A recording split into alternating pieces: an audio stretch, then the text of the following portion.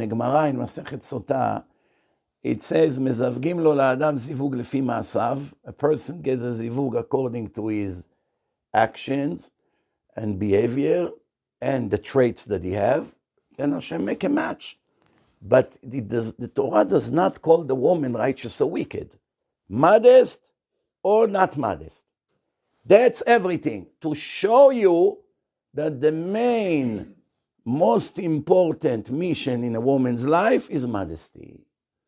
Modesty is not only the way you dress or how you cover your hair. That's, of course, very important. Modesty means also who you talk to, how much noise you do in public, in front of men, makeup. Some women finish the duty-free on themselves before they leave the house. From a mile away, everyone is searching for the duty-free. Where is it? So she walks in the street. All kinds of things like that. Modesty is in the behavior also, in your office, if you work in a hospital, if you're a nurse, how much you're talking and chatting with strangers. Too much talking with a man brings problems. For single girls, needless to say for married girls. Especially by married women, the nature, the way Hashem made women, it's very similar to children, the Rambam say. Women and children, the most important thing in their life is to get attention. They must get attention. If nobody gives them attention, they're miserable. So a woman, who is she going to get attention from? From her man. A man that wants healthy marriage, the key to succeed in a marriage is to give your wife minimum 10 compliments a day. Not less than that. If you can do 20, she will be, the more compliments she gets, the better wife she be. It will make her happy in her heart. She's willing to die for you. Anything you ask, no, of course I'll do it. If you tell her one time, honey, you gained weight recently, maybe you should stop eating. She doesn't want to live now for the next 5 years. She's hurt from inside, she's bitter. Even she makes, omelet, it comes out terrible. Why? Her mind is destroyed. One guy came to me and said, listen, I'm married for a year. I'm beginning to suspect my wife is doing bad things. I say to him, what makes you think so? Do you have any proof? He said, no, I checked. I spied on her, nothing. So I said, why are you so nervous? He said, I'll tell you why. First 6 months, we were zug yonim. You know zug yonim, what it means? Non-stop. Honey, loving, wow, you're great. Lovebirds. She didn't leave me a minute.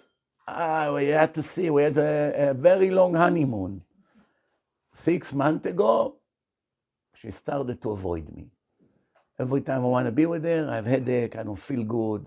Tomorrow maybe, I had a bad day at work. Every day, no excuse. I said, 6 months, she didn't run out of excuses. He said, by now, she doesn't even supply me with an excuse. So I say to him, well, let me ask you a question. Did you tell your wife 6 months ago that she gained weight? He looked at me, said, yes. Exactly, I told her, because that's when she started to gain weight 6 months ago. I said, and you told her that? I said, yes, I don't want her to be extra heavy. I said to her, that's it, your marriage is over. He looked at me, he said, what? I said, your wife is not doing anything bad. She just lost her confidence around you. So I started to tell him, Nachon, that your wife avoiding you, she covers herself with a blanket or with a towel, or she walks sideways, and she makes sure that you don't come in when she's in a room or anything like that. Exactly. Wow, you're like a Navi. I said, I'm not a Navi, not nothing. I just know how Hashem made women. You gave her a scar for life.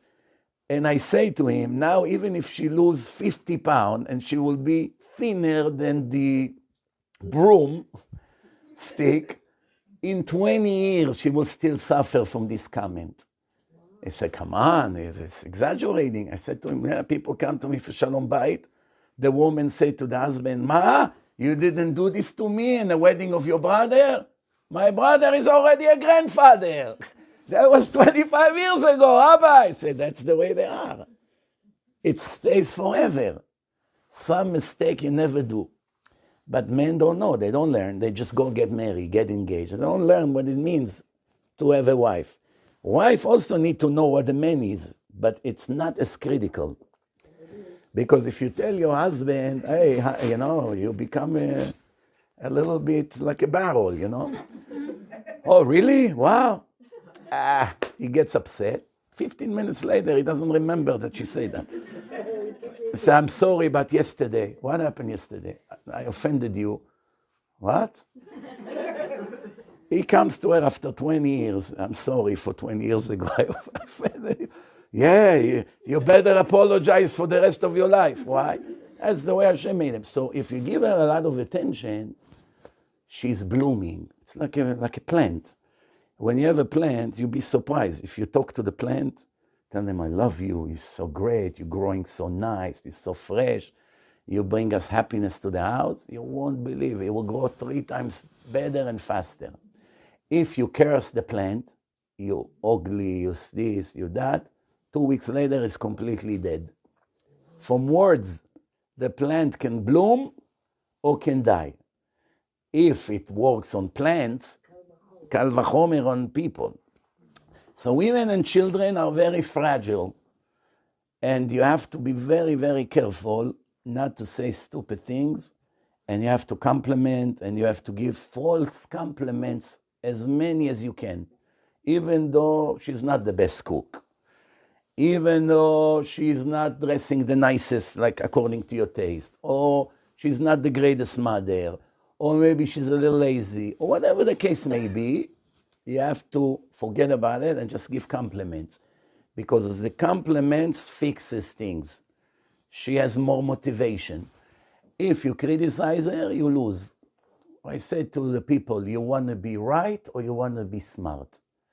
If you go in front of a judge in a bed din, you want to win the case. So you want to be right. So you bring all the proofs against your opponent, and the judge will decide to your favor. But when you're in a house, there's no judge. If you win, you will pay the price. If a man wins against his woman, he may win the argument, but he will suffer 20 years because of winning. I'll give you an example of what I'm saying. One Rebbe in yeshiva, he gives a shiur every day from 5 to 7 p.m. And one kid didn't come yesterday to the shiur in Yerushalayim. The next day, the Rebbe asked him, Moishale, what happened to you yesterday? You didn't come to the shiur. He said, I'm sorry, Rebbe, I didn't feel good. I went to Kupat Cholim. You know what Kupat Cholim means?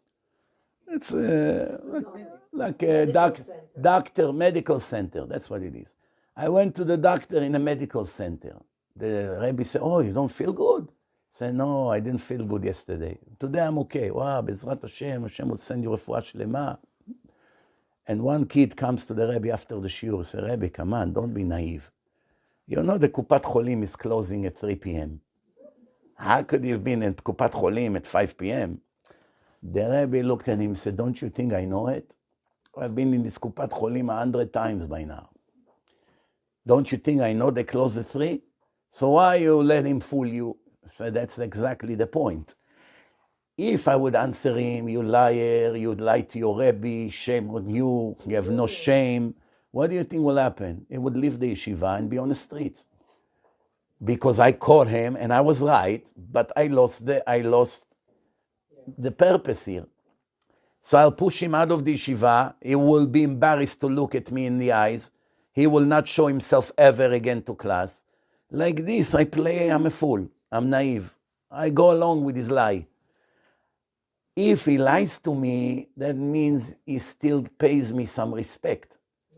He doesn't want to tell me, I don't want to come to your shiur, it's boring, I'm not in the mood to learn by you. What does he tell me? I was sick. You understand? So I have hope that the future will get better with him. Same thing in marriage. You can win the argument and you're the one gonna pay the price. You tell her something that she did wrong, she loses her confidence, 20 years you suffer from her behavior from now on.